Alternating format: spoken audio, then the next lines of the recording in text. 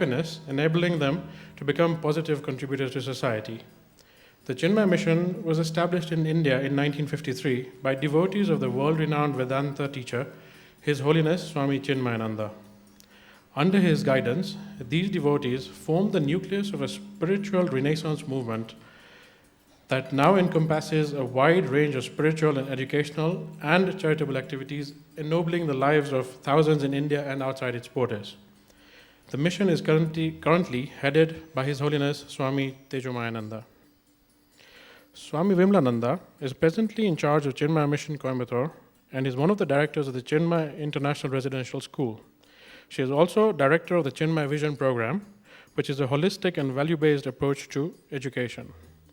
Swamiji was educated in Mumbai and graduated with honors from the J.J. College of Architecture with a Bachelor of Architecture degree.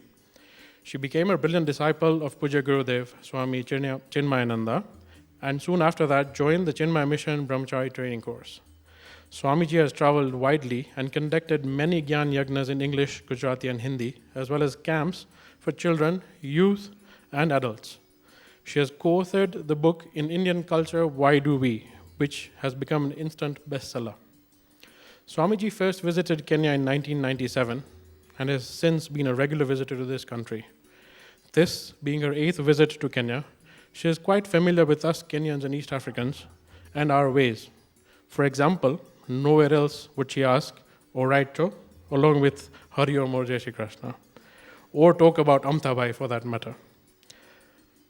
I'd like to take this opportunity to invite Suniben and Rajubai to inaugurate these series of talks by lighting the diya.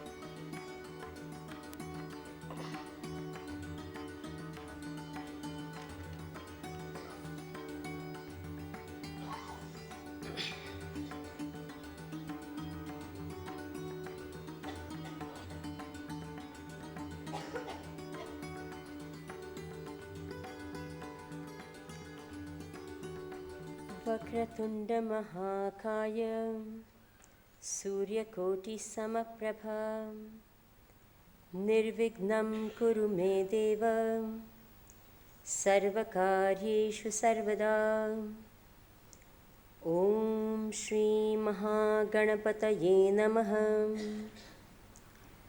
Saraswati Namastubhyam Varade Kamarupini Vidyarambham karishyami Siddhir bhavatu me sada Om Shri Mahasaraswatyai Namaha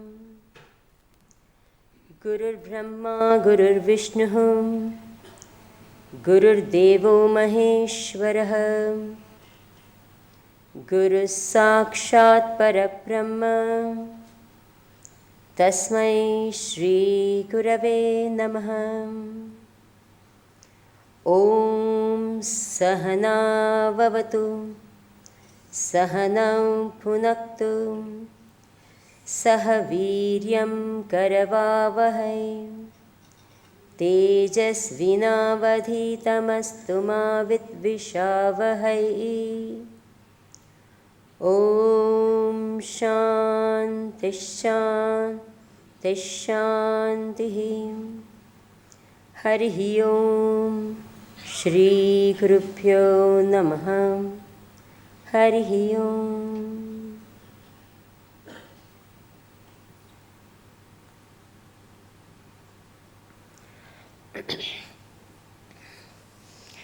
Hari Om to one and all.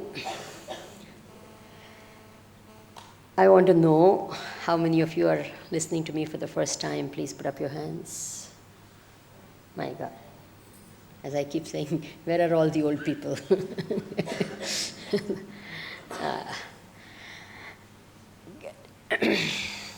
Good. It's always nice to have new people, new set of people. The topic that we are going to discuss is a hot topic. A hot topic because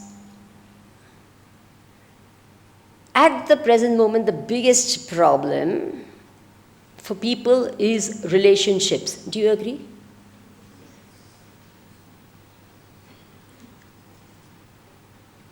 Whether it is professional relationships or personal relationships, relationship with your peers, with your people who are officially, unofficially connected to you. There's a lot of discordance or disharmony which we seem to be observing and experiencing, and that is why this becomes a hot topic. Do you all agree?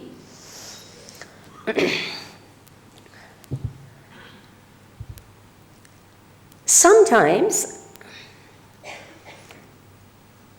it's a very interesting statement that I heard. It's an army statement. They say that if you work more, you sweat more in peace, then you bleed less in war. A very beautiful statement. If you sweat more in peace, then you bleed less in war. If you work enough, if you sweat enough, if you pay attention enough, if you actually put forth efforts enough to maintain peace, then you won't have to bleed in war. Do you all agree with me? So you have to work towards maintaining harmony. If you don't work towards it, if you don't put efforts towards it, what is likely to happen? War. And which happens very often in a lot of homes and a lot of... it's literally war. And the dining table is a very good Kurukshetra for the war to take place. And I always say, nowadays, these dining table wars are much more dangerous than they ever were before. Because, you have forks and knives, all the ammunition, the missiles, everything, dangerous arms and ammunition. So therefore, it's a little, if you lose your temper, you have real good ammunition, to use. So, you have to work. You can't say if you don't do anything, it's all going to be like that, because it doesn't happen that way. We find that if we don't put forth enough efforts, we are unable to maintain what? A harmonious relation with others, with people, with things, with individuals, with organizations, with institutions. It's difficult.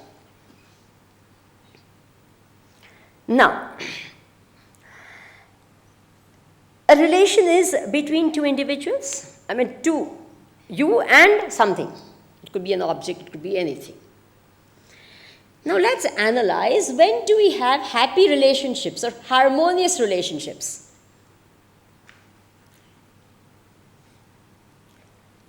When do we have? With a lot of thinking, I'm only going to give you a conclusion, and then we'll think about this and actually analyze it. What is the basis of your relation with anything? Is it material or physical, or is it spiritual? Ask this question. What is the basis, the vision or the attitude behind a relationship? Any relation, doesn't matter what it is. It could be with an inert object. It could be with a person. It could be with an organization, it could be with God. It doesn't matter what it is. What is the basis of your relation with anyone? Is it spiritual or is it material? Before I go into what is, the relationship, let's first understand what is the meaning of the word spiritual and what is the meaning of the word material. These words you and I use so often, but sometimes we don't get the crux. A person who earns a lot of money, is he called material? Yes or no? Yes? Because he earns a lot of money? A person who keeps going to the temple or the church, is he very spiritual? No? Yes? We have to think together, okay? That's why I keep asking questions. By the way, of those, so many new people, this bad habit of mine has still not gone, let me assure you. I keep asking lots of questions and I expect all of you to answer. So you don't switch off, you don't sleep off, you don't, go away somewhere else. So that's why, please, all of you, stay tuned on. So if a person keeps going a lot to a temple or a church or something like that, he's called very spiritual. If a person earns a lot of money, lives in luxury, is he called material? What exactly do we understand by being spiritual or being material? Whenever a person gives importance or considers primary just the material things of the world, then he is called materialistic person. His mind is a materialistic mind. He thinks the material, the matter, the physical presence of this world alone is of primary, total, absolute importance. And anything else is secondary to it. Then this person is called a material person. Is that clear? Anyone who says, no, material is there, it exists, very much important, but not the most important. And he says, there is an unseen entity. You can call it God, you can call it whatever you want. That entity, which is the unseen power behind this entire universe, that is of primary importance. Then such a person is called spiritual. Whether he goes to a temple or doesn't go to a temple, whether he prays or doesn't pray, if he believes this, then he is called spiritual. Is that okay? Because sometimes people go to the temple, but for them the most important thing is not the God that he is worshipping, but it's the money that he's going to get from that God. Isn't it true? So the God becomes a sadhan, a means only for getting the money. Money is important, not the God. Then he is not spiritual, please. Swamiji, this is not fair. You come in and straight away, I thought I was a very spiritual person, and in one stroke. Now, so what is the basis of your relationship with anything? Even with God, as I said. Let's start with God.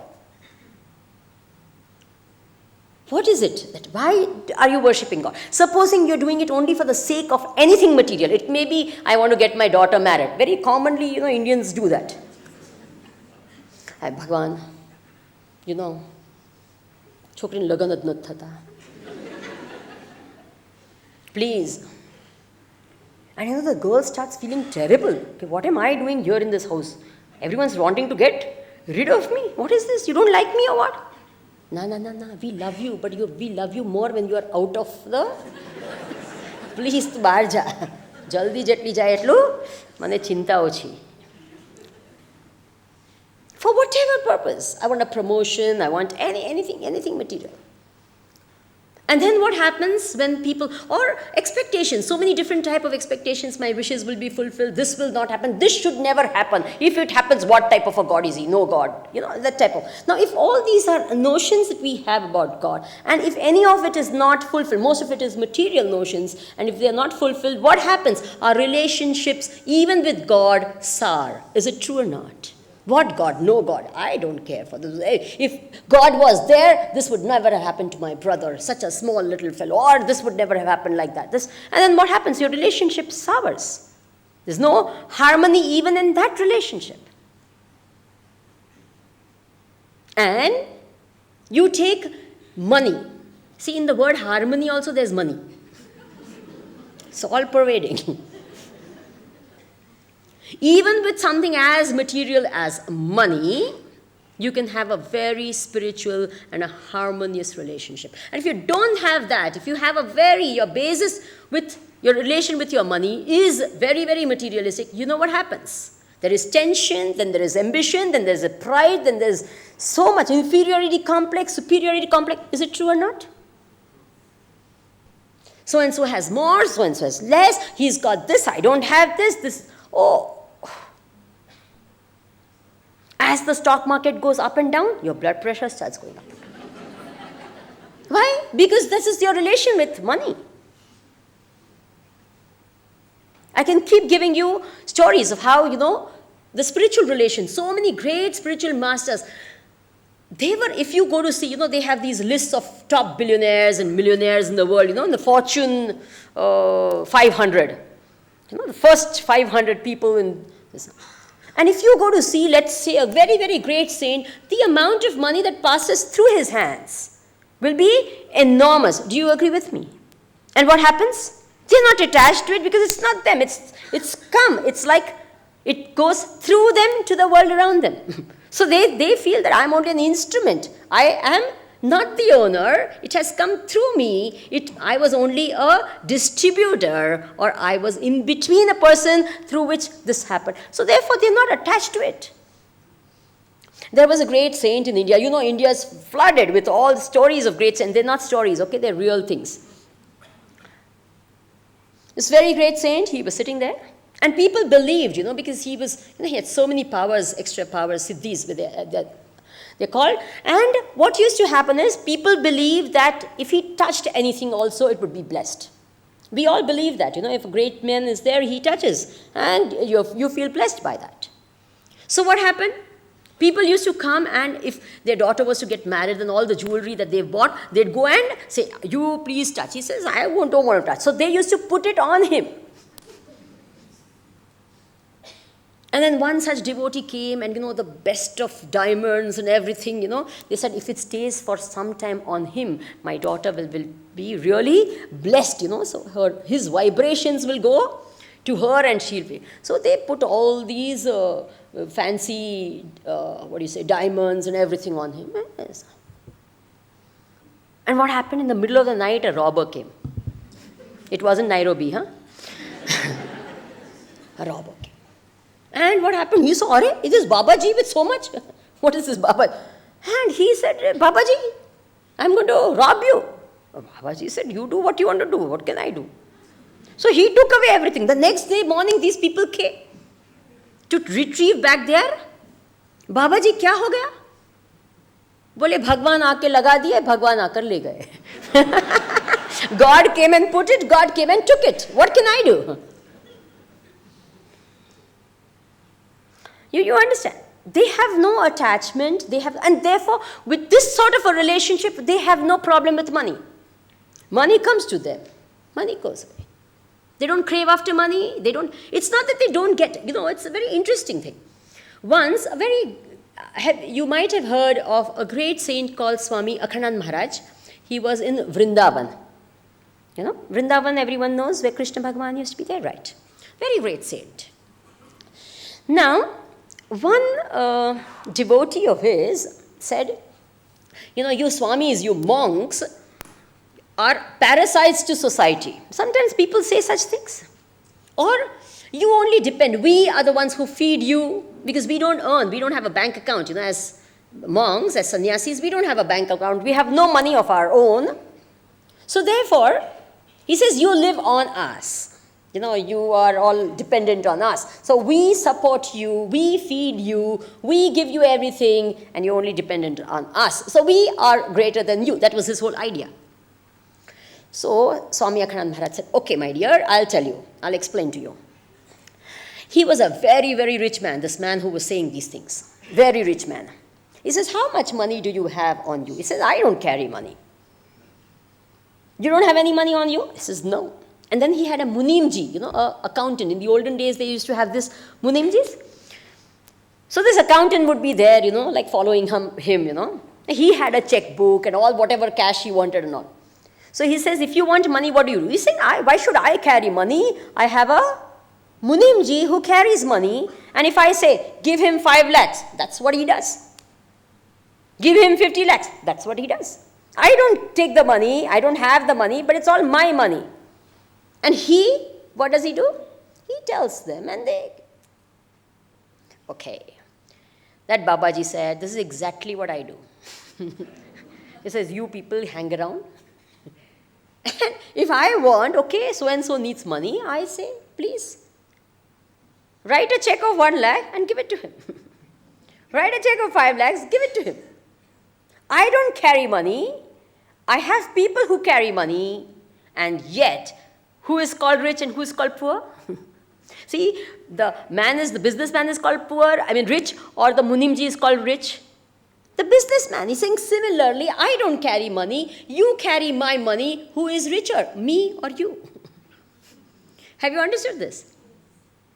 What I'm trying to say is, it's your attitude towards money that binds, that creates a disharmony, that creates all the tension, that creates all the problems that we face. As I said, any object, material or an individual also, it is this attitude of ours which creates all the disharmony. Let's take a simple thing like a mala. One would just call it a necklace, right? Who would know what a mala is? A necklace, right? What is the attitude that I would have towards a mala?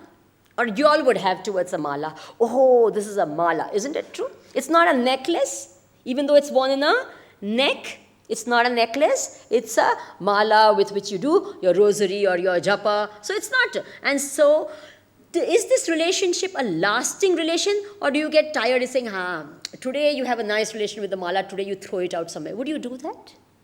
Bolo. With people, with objects, you get sick of the TV and you just say, I'm sick of it. I'm sick of this. There's so many objects in the world which we get completely sick of, right? And we want to get rid of.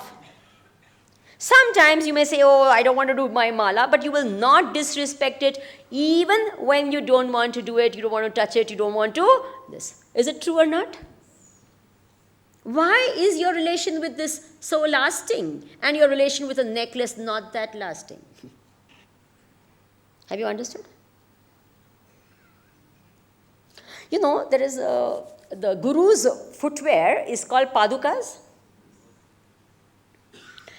I remember one devotee of Puja Gurudev, she was a Polish lady. So she had never any idea of what these padukas signify, So she came to Gurudev was in someone's house and lots of people had come. So there was, and in Indian houses we don't wear our shoes into the house. So everyone had taken out their shoes. So there's a big pile of shoes. And then Gurudev's padukas, he used to wear really big padukas. Those, not high-heeled shoes, okay? Very big, huge padukas were there. And this Polish lady came and she saw this fancy pair of, because she's not seen a pair of shoes like that. So she sees this very fancy pair of shoes and she just tries them on. Can you imagine? Puts her leg into them and walks into the house and says, hey, whom do these fancy pair of shoes belong to? And all the devotees of Gurudev, including Gurudev, was sitting there and they say, what? This is blasphemy. She wears the Guru's shoes and she has the audacity to. And Gurudev just smiled at her and says, oh, you have to do a lot to deserve this pair of shoes. He just said that. But later on, when she became a devotee of the mission and this, then she realized, God, what a foolish thing I did. You don't so irreverently get into or touch. By mistake also, you don't touch your foot to a pair of padukas of your Guru. Is it true or not? Now, why? It's footwear. But why is her relation before that was what? It was only a material relationship. The minute it changed into a spiritual relationship, what happens? It's no more, there is reverence. It's a long-lasting. What I'm trying to say is a relation which is long-lasting, which creates a nice feeling in you, is a good relation. Do you all agree with me? Yes? And a relation which is not long-lasting, just comes and goes, doesn't have much pith and substance, is not a very harmonious relationship. It's superficial, it breaks easily, lots of expectations, possessiveness, etc., etc. So many things happen. Right. Now, if you've got the hang of this, even with people, what is the type of relation you have with your children, with your peers, with your spouses, with everyone? Think about it and find out for yourself. I'll give you one beautiful example. Have you heard of Vinoba Bhave? And the elders are all saying yes, the youngsters don't know. A very, very great soul of India. He was part of the freedom movement, and later on he became a very, very, what is it called? Bhudan movement. He started the Bhudan movement, a very famous person. And Vinoba Bhave used to talk about a very beautiful incident. All great men, if you see their parents, there's something very, very beautiful and great about them. And that's how their children became what they became. So Vinoba Bhave used to tell about this thing, that when he was a kid, his parents, and this was a common thing in India, they would adopt one or two people from the village, the children of some relations or poor people. They would take them into their family and treat them as one of their family, and they would grow up and study and get married. Everything was done, taken care of by this family who could afford. And this was a very, very common thing. Do you agree? Have you known of this? I'm sure your grandparents and all that, if you find out, a lot of them used to do this. Just take over one or two and support them, bring all their education, everything would be taken care of. So there was one such child staying in Vinoba Bhave's house. So his mother always used to keep saying that for me, both of you are equal. Vinoba Bhave and the other kid saying, both of you are equal to me, both of you are equal to me.